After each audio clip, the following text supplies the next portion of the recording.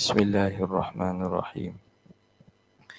Assalamualaikum warahmatullahi wabarakatuh. Alhamdulillahi rabbil alamin. Wa afdalus salati wa atammu taslim ala sayyidina Muhammadin asyrafil anbiya'i wal mursalin wa ala alihi wa sahbihi ajma'in. Subhanaka la ilma lana illa ma 'allamtana innaka antal alimul hakim. ولا حول ولا قوة إلا بالله العلي العظيم. رب اشرح لي صدري ويسر لي أمري واحلل عقدة من لساني يفقهوا قولي. سدد لساني واهد قلبي بحق سيدنا محمد صلى الله عليه وسلم. اللهم ألهمنا بالعلم وزينا بالحلم وأكرمنا بالتقوى وجملنا بالعافية. اللهم أخرجنا من ظلمات الوهم وأكرمنا بنور الفهم. وافتح علينا بمعرفة العلم وحسن أخلاقنا بالحلم واجعلنا ممن يستمعون القول فيتبعون أحسنه والحمد لله رب العالمين. Alhamdulillah, marilah sama-sama kita memanjatkan kesyukuran kehadrat Allah yang memberi kepada kita taufik dan nikmat serta kelapangan masa untuk sama-sama kita teruskan lagi daripada pengajian akidah kita daripada kitab Anwar Bahiyah ini. Setelah beberapa minggu terpaksa kita tangguh kerana kesesuaian masa. Jadi kita sambungnya pada perbincangan tentang sifat para rasul. Jadi kita dah baca pada sebelum ini tentang matan bagi Ummul Barahin. Kita masuk pada syarahnya. Bismillahirrahmanirrahim. Ketahuilah bahawa lafaz Rasul adalah jamak bagi Rasulun, Rusul. Jadi dalam kalimah ataupun perkataan Imam Sanusi disebut wa ammar rusulu alaihimus salatu wassalam. Adapun para rasul, menunjukkan ramai. Jadi rusulun ini kalimah majmuk, kata majmuk, kata yang menunjukkan bilangan banyak. Kalau satunya mufradnya ialah rasulun. Jadi dalam bahasa Arab ni ada kalimah jamaknya dengan disingkatkan perkataan tu. Kitabun, kitab. Kitab ni satu kitab. Kalau banyak kitab, kutubun. Kutubun. Ada juga yang mana sikit tu. Tamratun. Tamratun. Sebiji tamar. Tamrun, tamar. Dan jamak dia tumur. Dia jamak dalam bahasa Arab ni banyak kalimah yang boleh dibuat jamak. Jadi rusul ialah jamak bagi kalimah rasul. Sebab itu baris juga berbeza. Sebab itu baris dalam bahasa Arab ni dia boleh merubahkan makna. Ini rusulun. Rasulun. Itu penting. Bagaimana kita nak sebut betul, kita kena ikut bagaimana Quran sebut. Bercakap. Seorang yang fasih tu dia bercakap bagaimana percakapan Quran. Yang dipanjang, panjangkan. Yang dipendek, kena pendekkan. Jadi, baris serta panjang pendek mat itu dia memberi perubahan pada makna kadang-kadang. Okey. Jadi dari segi sebutan tu ialah Rasul. Baru ni kan ada viral video dalam media sosial yang tegur cara sebutan dan tulisan huruf kalimah Allah. Allah. Itu benda yang kita panggil tidak ada asal. Dia sebenarnya ejaan tu memang begitulah. Sebab ejaan tu telah establish.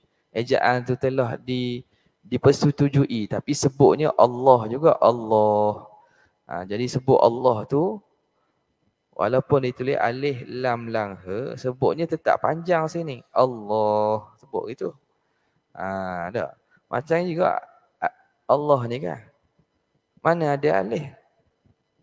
Kecuali lah setengah khak tulisan ditak gini. Tapi setengahnya tak tak pun alif atas tu. Tapi tetap disebut Allah. Kalau tidak banyaklah akan berubah contoh. Orang nama Daud, Daud. Akan sebut Daud, Daud gitu. Kalau Arab Daud gini je. Daud. Padahal asalnya Daud. Tapi dia ditulis dengan waw yang satu. Jadi kadang-kadang maklumat dalam media sosial ni ada benda kita tak perlu layang pun. Tak payah share-share lah. Okey, baik. Orang nama Ismail. Tak boleh tulis Ismail gitulah. Orang nama Ismail. Ismail. Kena tulis kan? Ismail. Tak kan jadi payah gitu. Jadi tulisan tu benda yang telah kita kata maklum gitu. Sebutan tu mengikut apa yang disebut. Okey. Kemudian kata pengarang rahimahullah ta'ala. Rasul. Masuk pada takrif pula. Rasul tu siapa Rasul? Rasul ialah manusia. Lelaki merdeka. Yang diwahyukan oleh Allah Ta'ala kepadanya syariat. Dan diperintahkan untuk menyampaikan kepada makhluk. Jadi kita kena kenal Rasul. Kita ingat perkara asas je kan? Maknanya semua orang tahu takrif Rasul ni dalam tadika dia ajar. Siapa Nabi, siapa Rasul. Pertamanya dia manusia. Tapi pelik ben ajaibnya dunia sekarang ni. Adalah ajaran-ajaran yang telah difatwakan sesat lah. Yang mengatakan Nabi Muhammad tu ialah Tuhan. Ajaran sihab. Yang di Johor tu. Nabi Muhammad tu ialah Tuhan. Jadi macam mana perkara yang asas bila kita kata dia tu Rasul, tentu sekali manusia. Bila manusia bukan Tuhan. Dia kata dok. Nabi Muhammad ni ia nyamur je. Dalam bentuk manusia tapi hakikat dia Tuhan. Jadi kejahilan dan juga sesat yang sehabis-habis lah. Ada pula yang kata Nabi Muhammad ni tak ada jantina. Tak ada jantina. Macam-macam lah direka cerita dan hadis yang macam-macam. Tak ada jantina. Makna dia bukan lelaki, dia bukan puang. Kita nampak macam pelik tapi ada ajaran dan ada pengikut. Ada pengikut. Ada orang percaya. Orang Terengganu sebut ada orang meruk. Meruk ni makna ikut. Betul, percaya. Padahal perkara itu jelas-jelas. Asas akidah itu jam. Feel daripada awal lagi. Sebab itulah penting kita kena akidah ni bukan sekadar kita tahu tapi kita kena pasok betul-betul. Kena tanam betul-betul dalam hati. Jadi Rasul tu pertama dia manusia. Dia tidak ada Rasul pada istilah lah. Pada istilah Rasul yang diutus oleh Allah ini, ia di kalangan manusia. Di kalangan manusia. Dalam ayat Quran, Allahu yastafi minal malaikati rusulan wa minan nas. Allahu yastafi. Allah Ta'ala memilih. Minal malaikati rusula. Daripada malaikat-malaikat tu rasul-rasul. Wa minan nas. Dan daripada manusia. Apa yang dimaksudkan rasul di kalangan malaikat ni? Utusan pada umum. Bukan makna rasul pada istilah. Sebab dalam Quran dia Tuhan sebut. Allah memilih dari kalangan malaikat menjadi rasul. Dan di kalangan manusia jadi rasul. Oh, malaikat ada rasul. Rasul bukan makna rasul pada istilah. Rasul dengan makna utusan. Ada di kalangan malaikat, tugasnya Tuhan utus kepada Nabi dan Rasul. Jadi dipanggil rusulah dengan makna pada bahasa orang yang diutus. Tapi pada istilah, Rasul ni hanya daripada kalangan manusia. Lagi pula, jantinanya lelaki. Jantinanya lelaki. Merdeka. Rasul ni mestilah orang yang merdeka. Hamba tak ada di kalangan Rasul. Sebab itu Luqman, nama dia disebut dalam Quran. Dia bukan Rasul dan bukan Nabi. Sebab apa? Sebab dia hamba. Dia bekas hamba. Jadi walaupun dia bekas kepada hamba, sifat kehambaan, hamba manusia lah maksudnya. Maka dia tidak dikira sebagai Nabi ataupun Rasul. Dia mungkin orang wali, orang soleh, Al-Hakim, orang yang bijaksana. Jadi Rasul ni manusia pertama. Yang kedua lelaki. Yang ketiga merdeka. Seterusnya, yang diwahyukan oleh Allah kepadanya syariat. Allah wahyukan kepadanya syariat. Allah utus kepadanya syariat. Dan diperintahkan untuk menyampaikan kepada makhluk. Dan Tuhan suruh syariat ini para Rasul ni sampai kepada makhluk. Itu dia takrif Rasul. Jika dia tidak diperintahkan untuk menyampaikannya, maka dinamakan sebagai Nabi sahaja. Kalau seorang manusia ini yang diwahyukan Tuhan, tapi Tuhan tidak suruh sampaikan apa yang diwahyukan kepada orang lain, maka status dia dipanggil Nabi saja. Dipanggil Nabi saja. Jadi, ada ke macam tu? Ada. Nabi dan Rasul ni berbeza. Nabi 124,000 dalam satu riwayat. Rasul 313. Jadi Nabi ni ramai. Sekarang ni tak ada dah Nabi. Lepas Rasulullah dia menamatkan kerasulan dan kenabian. Pada zaman sebelum Rasulullah, manusia-manusia ni ada yang kadang-kadang Allah pilih dia dengan memberi ilmu secara langsung. Dengan mewahyukan ilmu-ilmu dan makrifat-makrifat kepada mereka. Tuhan wahyukan. Tetapi perkara yang Tuhan wahyu ni Tuhan beri khusus untuk dia. Mungkin dia tidak zaman tu dah ada Rasul. Zaman tu ada Rasul. Maka dia ni orang yang Tuhan pilih beri wahyu untuk diri dia. Maka mereka ini dipanggil Nabi sahaja. Pada zaman Bani Israel, dalam satu masa itu, ada beberapa Rasul. Dan ramai Nabi. Ramai Nabi. Kalau kita lihat, Nabi-Nabi terdahulu, zaman Nabi Musa, Nabi Harun. Yusha' bin Nun. Zaman Nabi Ibrahim, Nabi Ismail, Nabi Ishaq.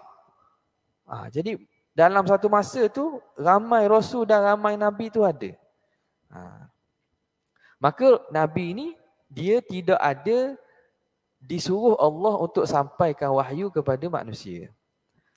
Daripada kalimah apa? Kalimah naba'. Nabi ni daripada kalimah naba'un dengan maksud berita. Maka Nabi ni orang yang diberitakan, yang dikhabarkan oleh Allah dengan wahyu. Kalau Rasul daripada kalimah risalah. Risalah iaitu utusan, pengutusan. Maka Nabi ni dia orang tengah yang mengutus wahyu, yang diberi kepadanya wahyu daripada Allah untuk sampaikan kepada orang lain. Setiap Rasul ialah Nabi, tetapi bukanlah setiap Nabi itu Rasul. Jadi kalau kita faham hubung kait antara Nabi dan Rasul ni, maknanya semua Rasul memang Nabi lah. Sebab Rasul dia terima wahyu. Tapi bukan semua Nabi itu Rasul. Kalau dia punya alaqah atau hubungan ni panggil hubungan subset. Dalam apa sains ke apa? Betul. Modern Math. Matematik moden.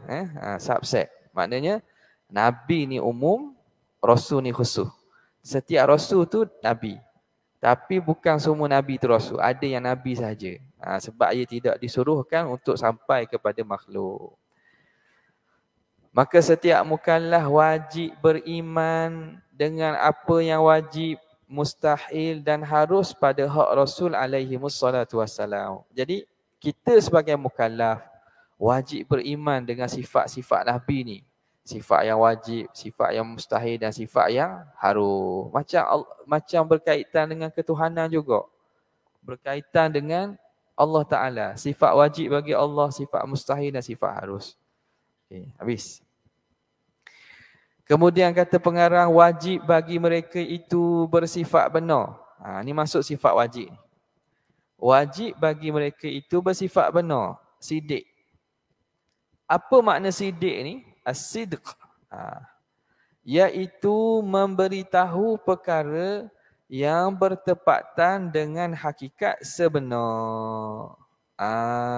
Itu takrif as-sidqu.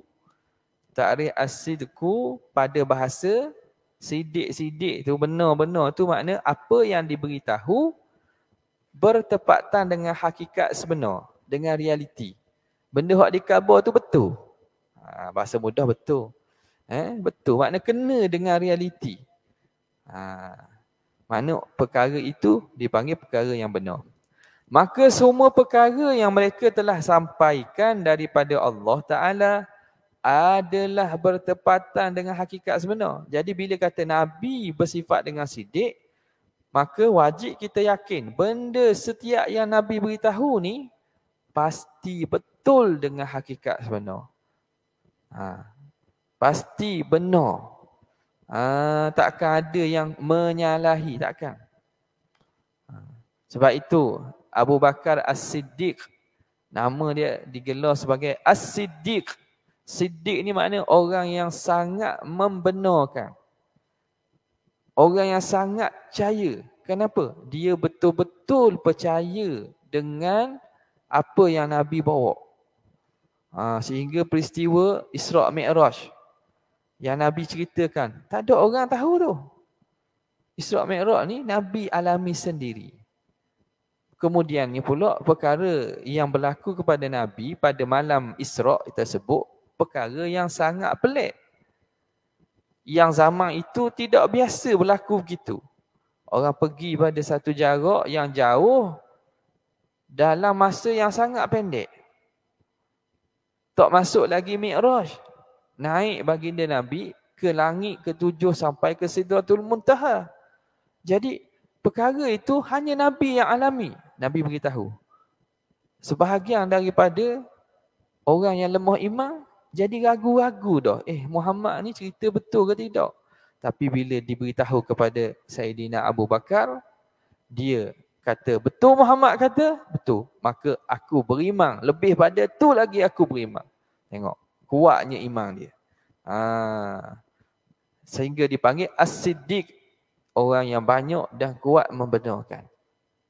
Asal daripada kalimah sidqun tu. Betul. Benar. Jadi apa yang Nabi sampai, dia mesti bertepatan dengan hakikat sebenar. Yang dikehendaki dengan sidq. Sidik-sidik di sini adalah benar pada dakwaan risalah kenabian. Jadi benar yang dimaksudkan pada sifat Nabi ialah benar pada dakwaan risalah kenabian dan benar dalam perkara yang mereka sampaikan daripada Allah. Jadi sidik di sini khusus kepada makna ni lah. Makna bahawa apa yang Nabi beritahu tentang baginda tu Rasul, betul.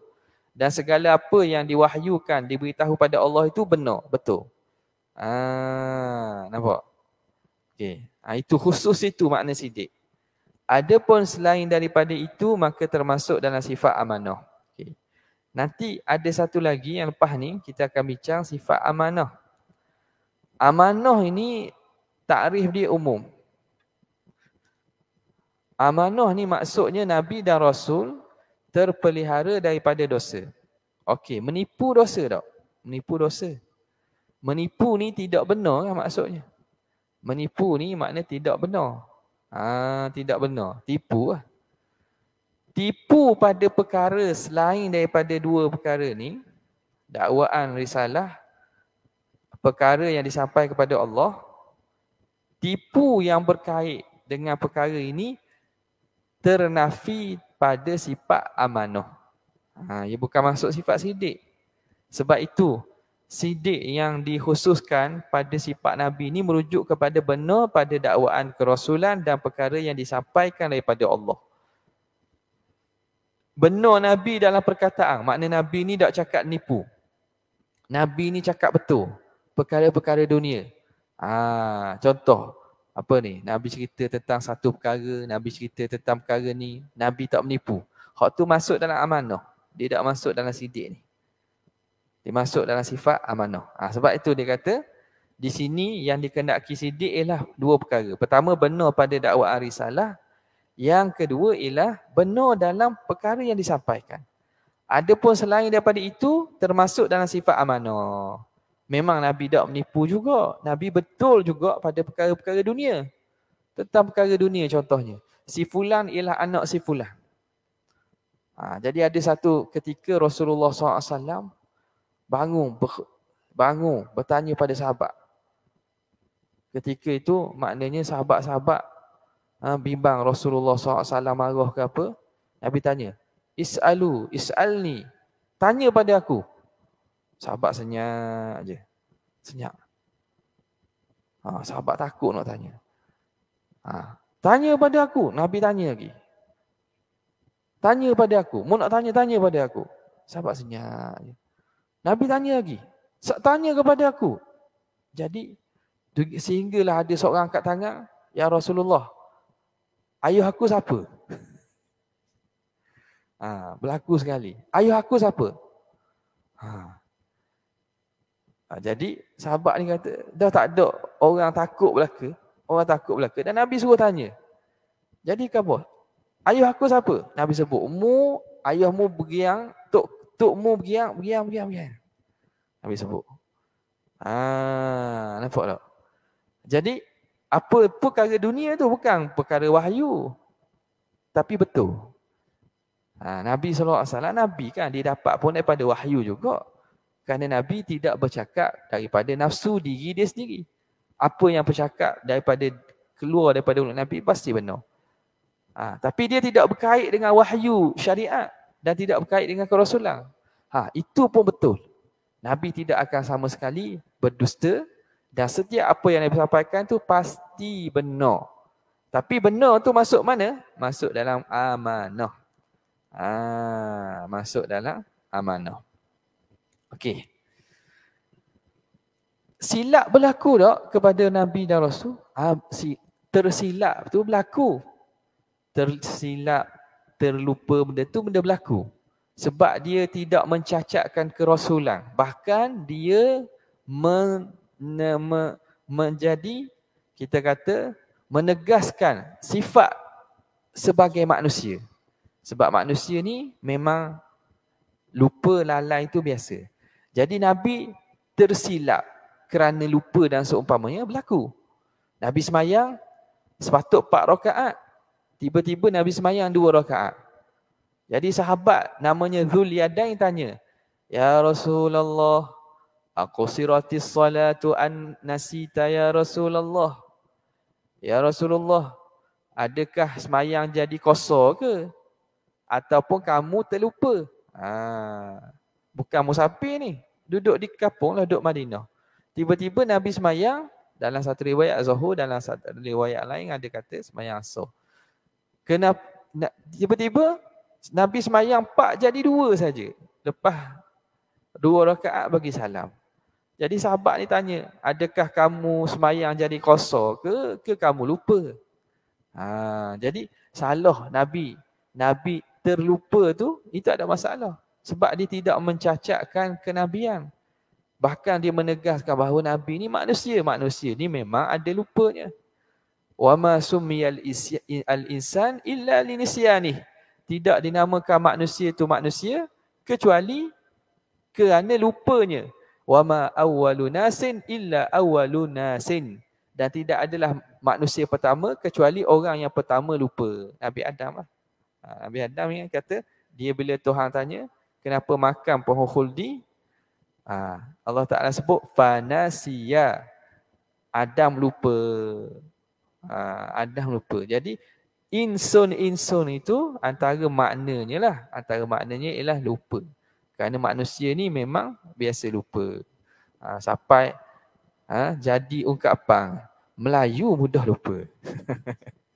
jadi ungkapan Melayu mudah lupa. Bukan Melayu saja, manusia. Okey. Jadi orang lain itu masuk dalam sifat amanah. Wajib bagi para rasul bersifat dengan amanah. Masuk sifat yang kedua ialah amanah pula. Siddiq, amanah. Apa makna amanah? Iaitu terpelihara. Al-ismah. Ismah ni kita panggil maksum. Maksum ni asal daripada ismah. Maksum ni yang terpelihara. Apa makna amanah atau ismah ni? Jadi maksum ni makna amanah tu lah. Maknanya terpelihara zahir dan batin mereka daripada melakukan maksiat. Itu makna amanah. Zahir batin para Nabi ni Tuhan jaga daripada melakukan maksiat, melakukan benda yang Tuhan larang. Jadi termasuklah yang dilarang tu menipu dah. Sebab tu tak benar tu masuk dalam maksiat yang para Nabi ni terpelihara. Mereka dipelihara secara zahir. Jadi dosa ni dua.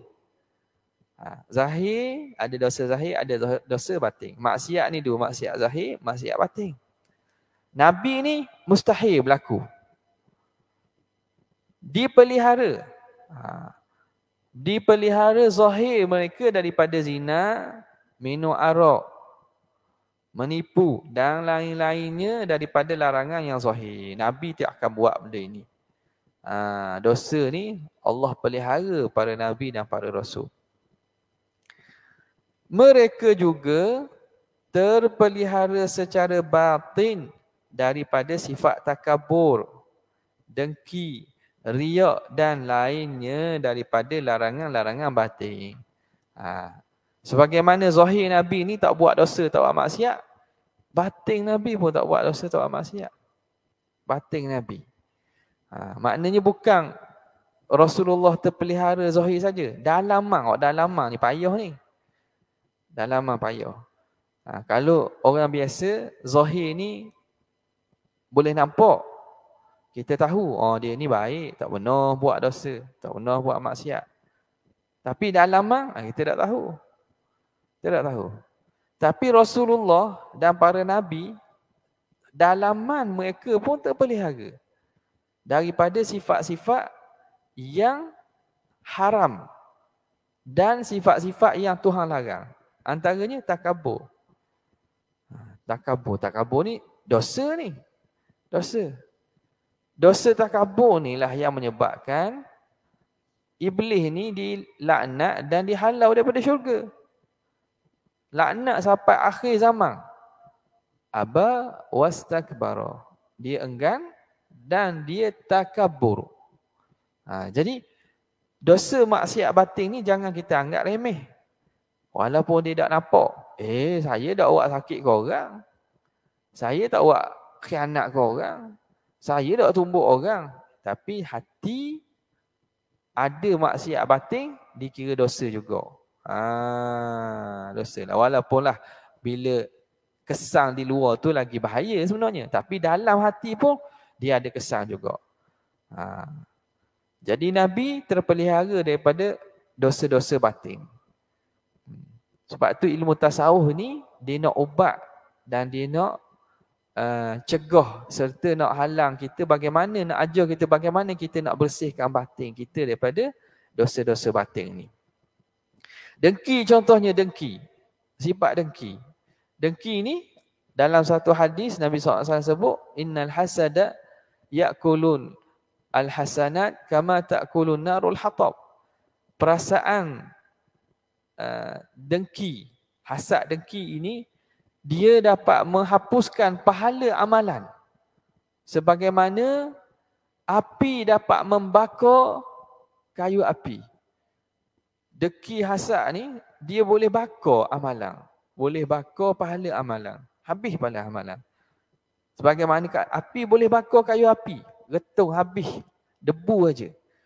Tu bahaya juga. Dosa maksiat hati ni bahaya. Riak. Riak. Menunjuk-nunjuk.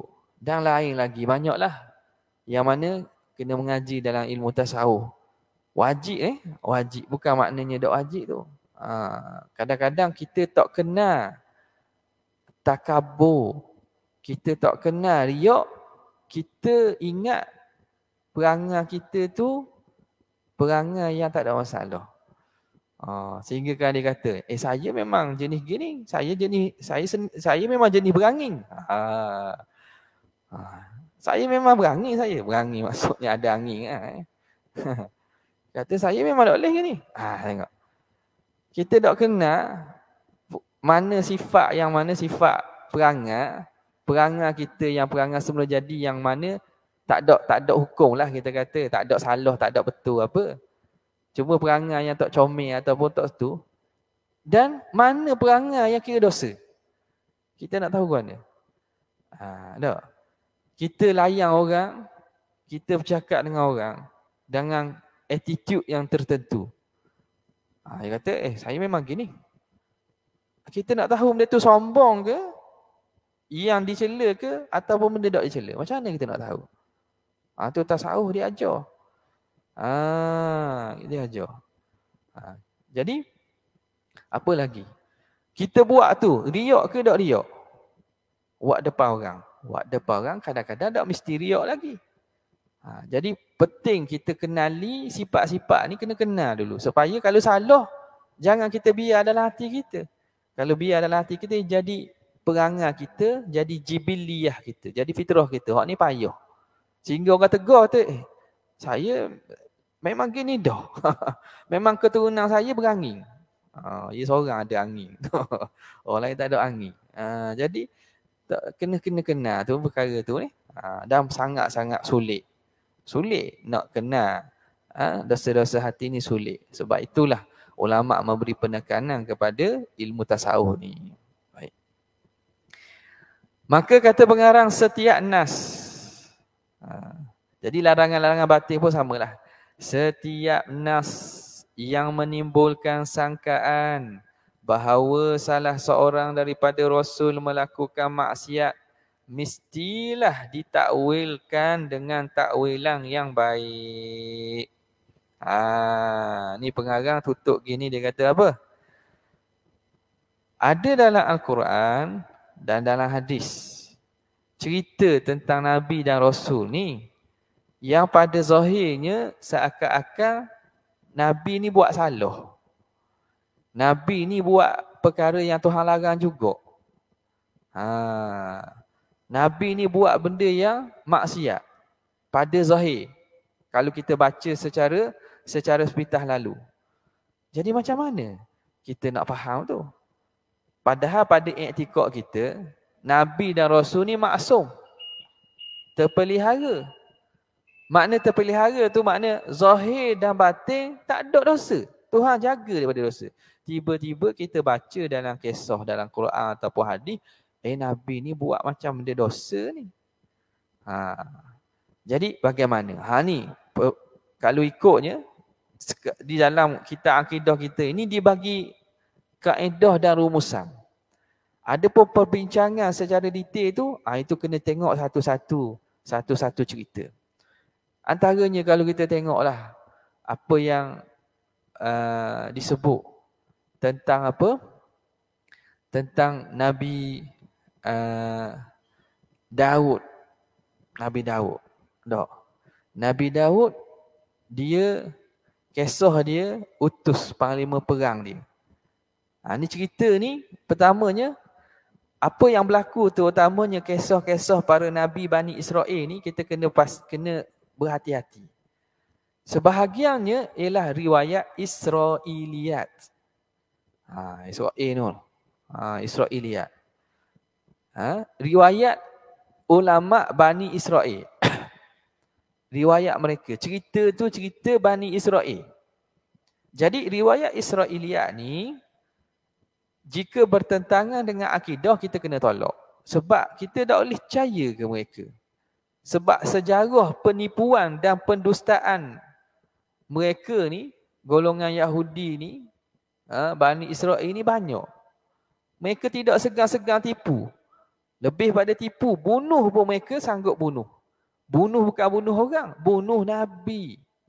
Sebab itulah kalau kita tengok hari ni, penipuan jelas-jelas di media massa antarabangsa, mereka berlagak menjadi mangsa. Lepas tu serang umat Islam di Gaza, habis-habis diganyang. Bagi dia tak ada masalah, beribu-ribu mati tak ada masalah. Bagi dia manusia ni yang lain daripada bangsa Yahudi ni, manusia yang macam binatang, second class, tak ada. Sebab itu bukan sekadar manusia, Nabi mereka bunuh. Nabi boleh bunuh oleh ada. Tengok jahat tak jahatnya bangsa manusia, bangsa Yahudi ni. Bangsa Zionis ni lah, kita panggil Zionis. Kerana mereka lah yang ada ideologi untuk mengeluarkan umat Islam di Gaza, di Palestin ni. Ada yang baik tu ada, tapi kebanyakan yang ada kuasa ni dipegang oleh golongan Zionis ni. Mereka ni lah, bab tu mereka bom apa-apa orang lain yang sekutu mereka, mereka bawa cerita perspektif mereka. Tak tengok apa yang berlaku. Tak tengok apa yang berlaku. Mati ramai, hospital kena bom, sekolah kena bom. Jahat ni telah ditunjuk oleh Quran dan Tuhan memperingatkan kita. Bahkan bukanlah makna kalau jurnalis dan juga wartawan yang ada kesedaran sikit, dia kata Yahudi ni telah banyak kali menipu kita, menipu dunia. Dan sekarang ni bukan nak percaya lagi. Tapi gitulah, kerana ada kepentingan, negara-negara besar ada kepentingan. Maka mereka pun lebih rela sokong Yahudi daripada sokong umat Islam. Jadi setengah daripada cerita berkaitan dengan Nabi dan Rasul ni, antara cerita Nabi Daud, cerita Nabi Sulaiman, cerita Nabi Musa, datangnya riwayat Israiliyat. Dan kita tahu bahawa mereka ni menyeleweng cerita-cerita tersebut. Dah. Kita biasa dengar Nabi Daud ni dia hantar ketua tentera dia sebab nak rapah bini. Nak rapah bini panglima dia hantar perang. Habis perang ni hantar ni. Tujuan nak rapah bini. Adakah munasabah pada Nabi buat gitu? Sebab itu kita kena perhatikan dulu. Cerita ni mari mana? Cerita ni mari daripada riwayat Israiliyat. Jadi riwayat Israiliyat ni memang kalau bercanggah dengan akidah kita, kena tolak awal. Tak perlu makna takwil-takwil lah, makna tolak terus je. Ini cerita ni tak betul. Kalau yang berkaitan dengan selain Nabi, contoh kisah Harut dan Marut. Itu biasa kita dengar kan. Kisah Harut dan Marut tu, yang mana macam-macam kisah ni, dia minum arak lah, berzina dan seumpamanya. Kisah Harut Marut ni, yang versi yang kita dengar tu, versi yang panjang tu, itu daripada mana tu? Itu daripada riwayat Israiliyat. Riwayat Israiliyat juga. Nampak tak? Jadi riwayat Israiliyat ni kita tak boleh percaya kalau dia bercanggah dengan akidah. Canggah dengan akidah. Banyak lagi lah. Kata Nabi Sulaiman ni juga yang ajar sihir. Itu riwayat Israiliyat. Nabi Sulaiman. Wa ma kafara Sulaiman walakinna asyayatin kafaru yu'allimuna an-nasa as-sihr. Tuan kata tak. Bukan kufur Sulaiman, tetapi orang allazina kafaru, orang kafir itulah yu'allimuna an-nasa as-sihr, mengajar kepada orang ramai sihir.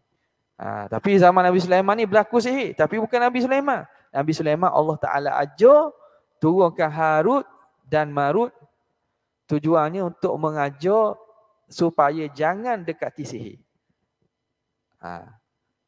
kenal sihir macam mana dan jangan dekati amalan sihir itu. Jadi cerita-cerita sedemikian ini kena hati-hati. Sebab tu kata pengarang, setiap nas, ayat Quran dah hadis lah, setiap nas yang menimbulkan sangkaan bahawa salah seorang daripada Rasul melakukan maksiat.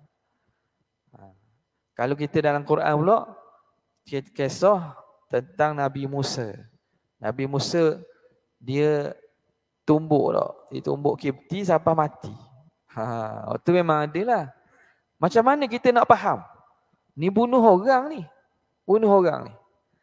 Jawapannya, hendaklah kita tafsirkan, faham dengan fahaman yang betul, benar. Bagaimana? Kerana perbuatan Nabi Musa itu bukan nak bunuh. Tumbuk. Pada adatnya sekali tumbuk ni, tak mati. Tak mati.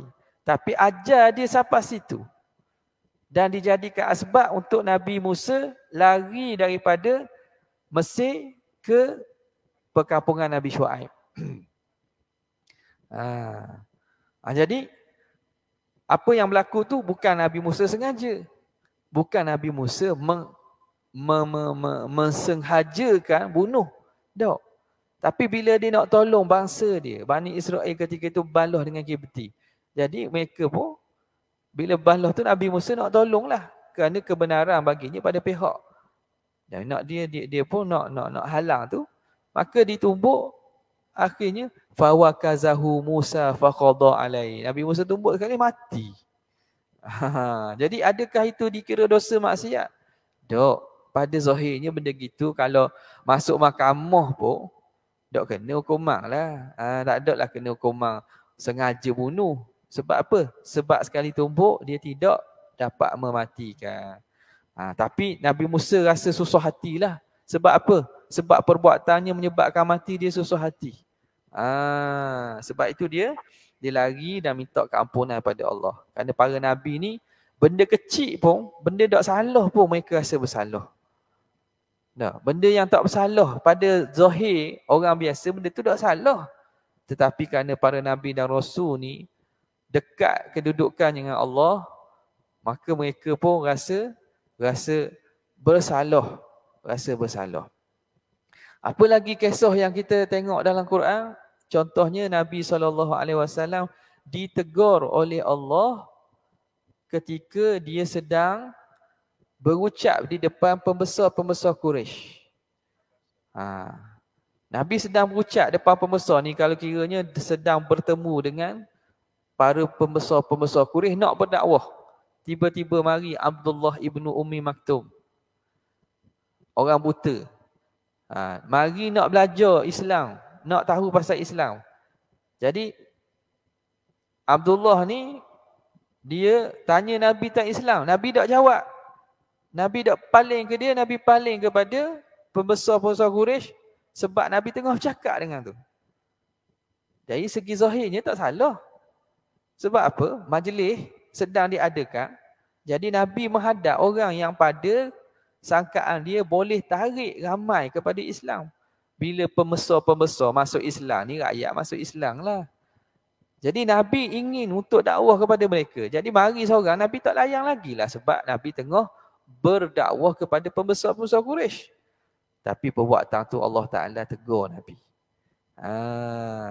Dan uslub Tuhan tegur pun, Nabi tak kata abasta. Nabi tak kata abasta, kamu telah bermasa muka. Allah Ta'ala kata abasa, telah bermasa muka ia. Allah Ta'ala tegur Nabi pun tak direct. Mana kemuliaan Nabi ni, Tuhan tegur Nabi pun tak abasta, kamu telah bermasa muka. Tak, abasa, masa muka dia. Guna kata ganti nama ketiga. Watawalla, dan berpaling ia. Anja'ahul a'ma, ketika datang kepadanya orang yang buta. Jadi Tuhan cerita seakan-akan macam orang lain, bukan diri Nabi. Tegur tu Tuhan berlapik. Kenapa? Kerana nak memuliakan Nabi, kedudukan Rasulullah sallallahu alaihi wasallam. Jadi Adakah itu dikira satu dosa? Tak, dia bukan dosa. Tapi kerana Allah Ta'ala nak beri nasihat kepada Nabi dan Rasulullah ni hamba kekasihnya, jadi dia rasa benda kecil pun dia rasa macam besar. Benda kecil pun dia rasa macam besar. Sehingga ayat itu dibaca sampai sekarang. Ayat itu telah termaktub dalam Al-Quran. Supaya apa? Supaya menjadi pengajaran kepada kita. Jadi pengajaran kepada kita. Orang yang rendah ni, yang lemah ni, kita tidak boleh abaikan dia. Tak boleh abaikan dia. Hendaklah kita beri perhatian juga. Jadi bila begitu, sehingga kan Nabi setelah daripada hijrah ke Madinah, mari Abdullah bin Ummi Maktum, dia kata, marhaban billadhi utibtu bihi. Selamat datang orang yang menyebabkan aku kena tegur. Selamat datang, selamat datang. Apa? Dia ingat. Selamat datang kepada orang yang menyebabkan aku kena tegur dulu. Jadi, kena takwil apa-apa ayat Al-Quran ataupun cerita tentang Nabi ni yang pada zahirnya seakan-akan Nabi buat dosa, buat maksiat. Hendaklah ditakwil dengan takwilan yang baik. Kita tak boleh pakai zahir je. Kena takwil dengan takwil yang balik. Kalau tidak, kita akan berlaku kontradik, kepincangan. Dalam akidah, para Nabi, para Rasul ni maksum. Tiba-tiba ada ayat yang mengatakan Nabi tak maksum. Nak katakan. Itu akan jadi gitu. Ayat menunjukkan Nabi tak maksum. Akidah kita menunjukkan Nabi maksum. Sebab itu akidah ni, ilmu ni dia nak alignmentkan. Dia nak serasi dan mesrakan segala ayat Quran ni biar faham dengan kefahaman betul. Bukan dengan kefahaman yang salah. Yang kita tengok peristiwa 2-3 hari ni kan. Pewartaan ajaran sesat. Orang duduk besuk tu lah. Duduk besuk tu. Sebab apa? Sebab dia baca dengan kefahaman dia. Dia tak rujuk ulama'. Dia baca buku. Dia kata, saya baca buku. Buku ulama' betul. Tapi kefahaman awak tak mengaji. Tak mengaji benda yang dibaca, ilmu yang dibaca tu, dia tak mengaji dengan pengajian yang betul. Dia baca, dia faham sendiri. Atau jadi pincang. Jadi pincang. Boleh pula Allah Ta'ala mempunyai apa nama ni? Mana? Tuhan ni bersifat gini, ada genggaman sahih, ada sahih pula, ada sahih Tuhan ni. Sebab apa? Sebab dia baca, pertamanya dia tidak tahu bacaan ni boleh baca ke tidak. Antara yang dibaca tu ialah buku yang ulama' larang baca. Osman bin Sa'id Ad-Darimi tu, ulama' larang baca. Dia kata ni yang baca ni, orang ni banyak riwayat-riwayatnya masalah dan dia ni mujassimah. Tiba-tiba pergi baca. Dia salah. Sebab apa? Sebab dia tidak mengaji. Walaupun dia orang Arab, dia faham bahasa Arab, tetapi tidak menjamin selamat apabila tidak mengaji dengan betul, tak jamin selamat. Arab jahiliah tu Arab juga.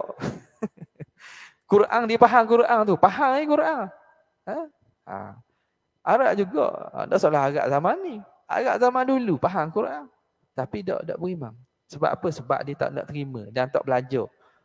Jadi, sebab itu ayat Al-Quran dan hadis ni asasnya ialah akidah tu. Bila akidah ni, dia tu khulasah dipanggil. Ilmu-ilmu syariat ni, ilmu akidah, fiqh, tasawuf ni ialah khulasah daripada ayat Quran dan hadis tentang ilmu tersebut. Jadi dia hurai dah. Bagaimana kalau gini-gini nak faham ke mana? Barulah tak berlaku kontradik. Barulah tak berlaku bertentangan satu dengan yang lain. Jadi seterusnya wajib menyampaikan sifat tabligh pula. InsyaAllah kita akan sambung pada bulan hadapan dengan izin Allah Subhanahu Wa Taala. Sekadar itu saja untuk kali ini. Wabillahi taufiq wal hidayah. Wassalamualaikum warahmatullahi wabarakatuh.